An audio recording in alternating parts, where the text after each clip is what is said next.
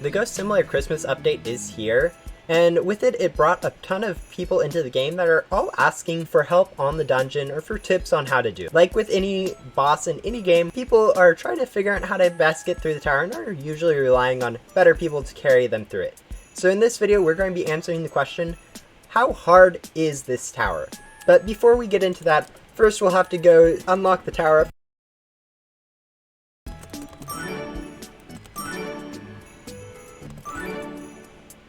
Now that we've unlocked this tower, we can go ahead and start into the tower run.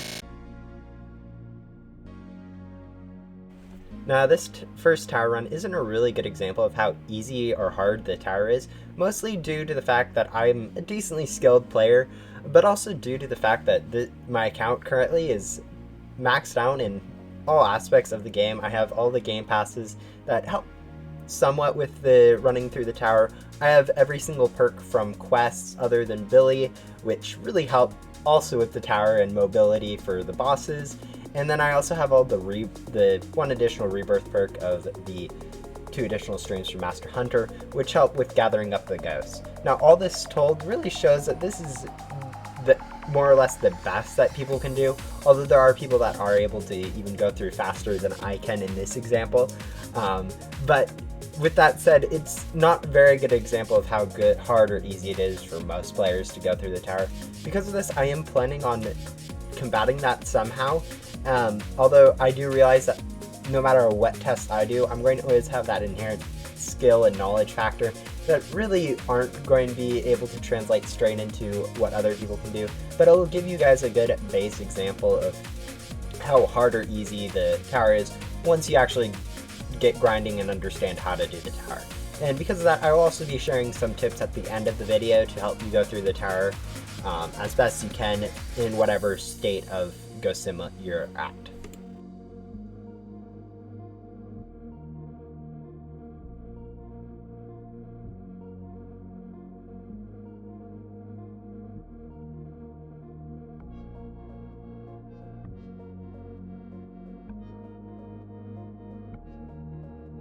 That tower run was pretty quick, with under 15 minutes spent inside the tower, which is really nice to hear, although it's not directly comparable to Halloween since there is a little bit slower timers, both a 30-second timer ready timer here, and also only a 15-second timer in between floors, which is really nice, although I kind of would have liked it if it was a little bit shorter.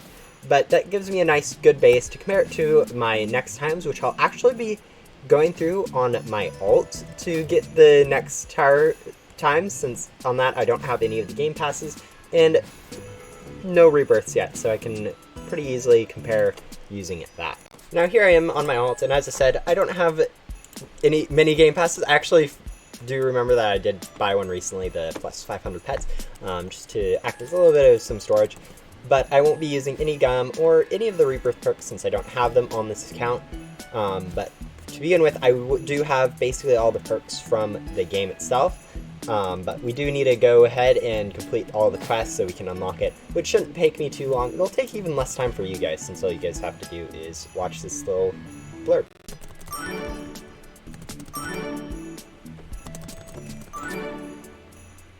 And now that's done, it's time to get into a tower run on this account. Now this run is a pretty consistent run for someone who is max at game, but is also free to play, since the differences between this one and the first one is the missing of 2 game passes, the double range that helps with vacuum, and then the more agility, which helps with movement speed throughout the dungeon while walking. Now there's also one more difference, which is the lack of the rebirth perk for Master Hunter, which drops the amount of different streams I can have at a time from 5 to 3. Between all these perks, the biggest one that affected me, or at least I felt the most, was the loss of Master Hunter. As you can see through many of my run through the tower floors, I kept trying to grab a 4th and a 5th ghost, which caused all the ghosts I was previously vacuuming it to stop being vacuumed, which did cause quite a bit of a delay. Whether or not this is counteracted by my skill, and how that all counteracts itself is up in the air, but even if I did manage to not do that, it still would be a significantly slower floor. With all that said, the other 2 perks I am missing also did affect me. Most notably, the double range. Lack of that one made me go out of range of the ghost a little bit more often than I did in my first run. And also, the more agility makes the tower a little bit slower, although it isn't as noticeable since it is a lot more passive than the other 2 perks that I was missing. As a whole, though, this tower run still went pretty nicely, and I would say it's a pretty good indication of it not being that bad, even if you are maxed out free-to-play through the tower. But although at the end, when we'll get to that, we do see a little bit of a difference there that might be recommend for you guys to actually go ahead and rebirth for that Master Hunter if you are planning on going through the tower quite a bit.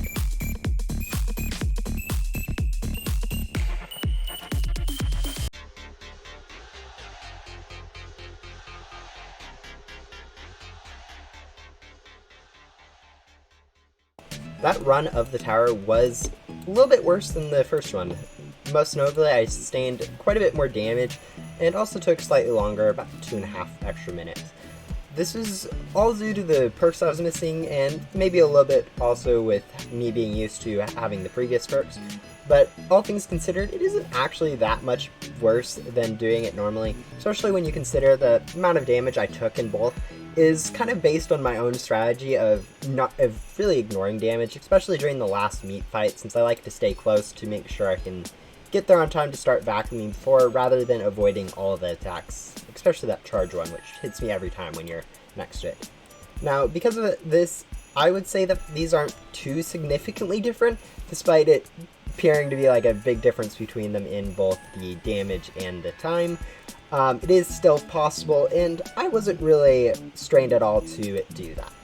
Well, now that we know that you can do it with a maxed account without rebirths, I'm going to go ahead and see what it is like for new players who don't have any of these really helpful perks like the Photon Blaster, the Turbocharger, or Heavy Armor to help them throughout the tower floors. And to do that, I'm just going to go ahead and rebirth on.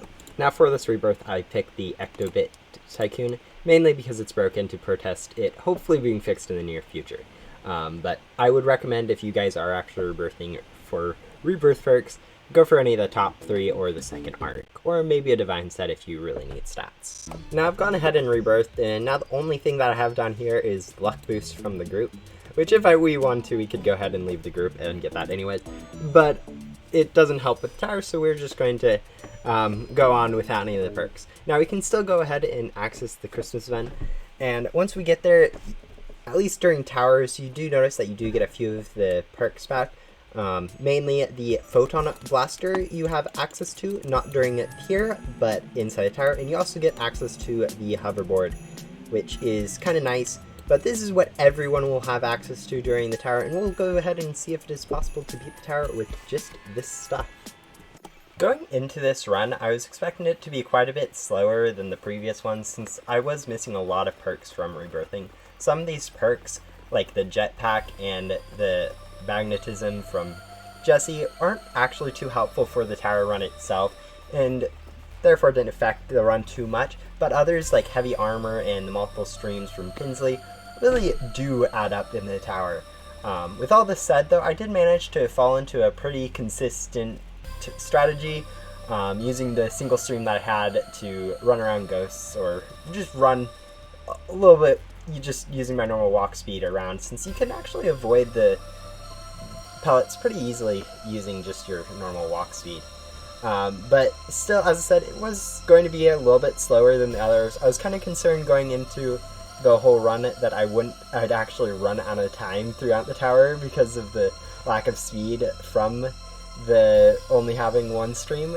But as you'll see, that wasn't too great of a worry.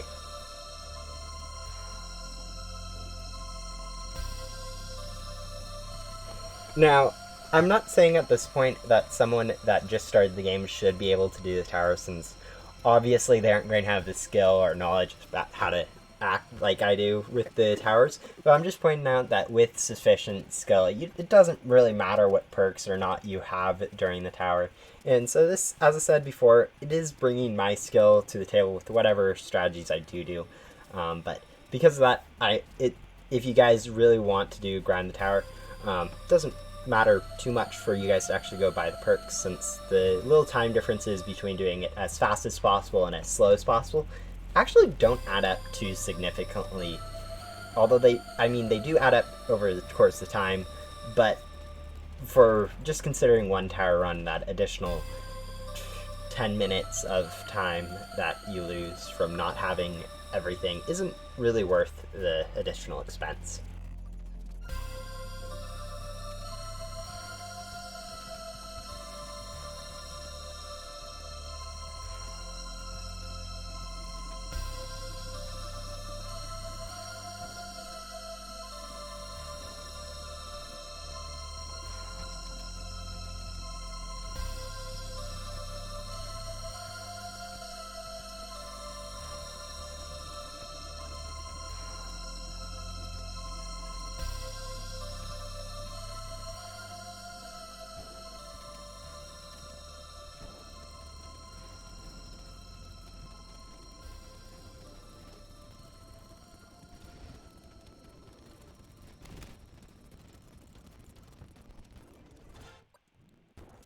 Now that run of the tower was actually quite surprising.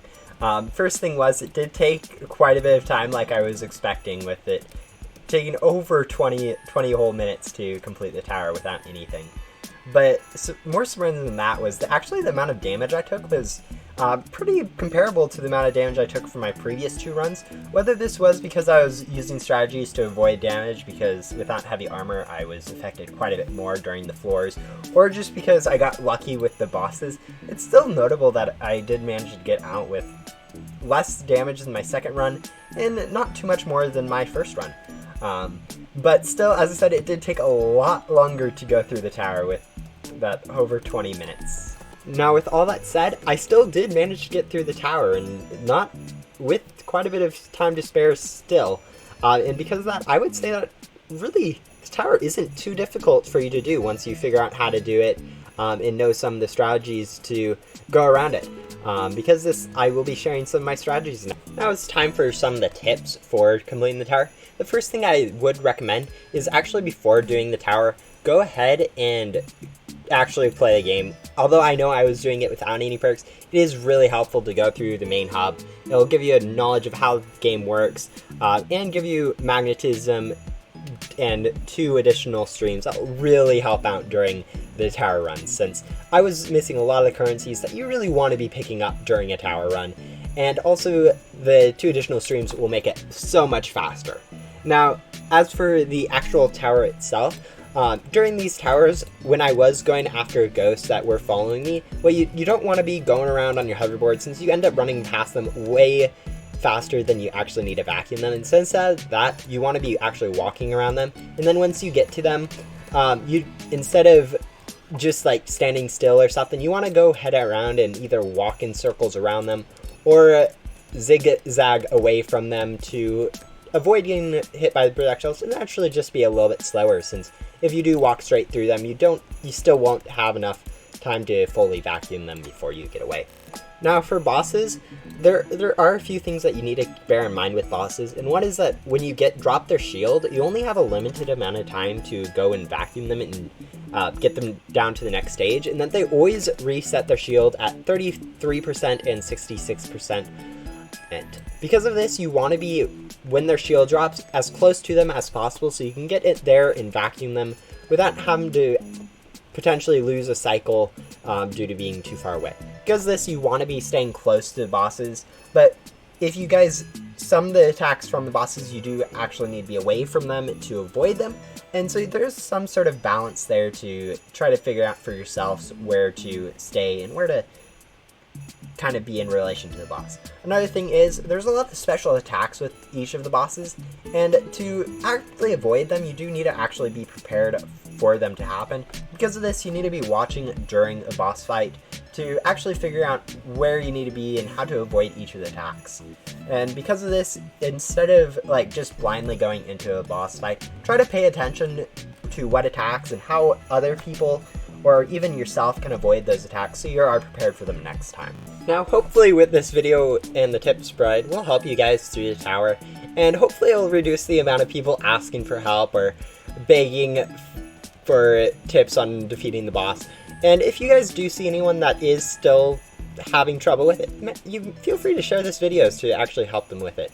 And honestly, some of the last tips about figuring out bosses applies to basically any game, that with multiplayer at least. Being able to go look at other people and see what they're doing to figure it out for yourself is kind of helpful for basically anything. And with that said, that's going to be the end of the video. If you guys like this video, feel free to subscribe. I kind of do go similar content. I have kind of been lazy recently, but I figured this video would be a cool video that you guys would hopefully be able to get some use out of.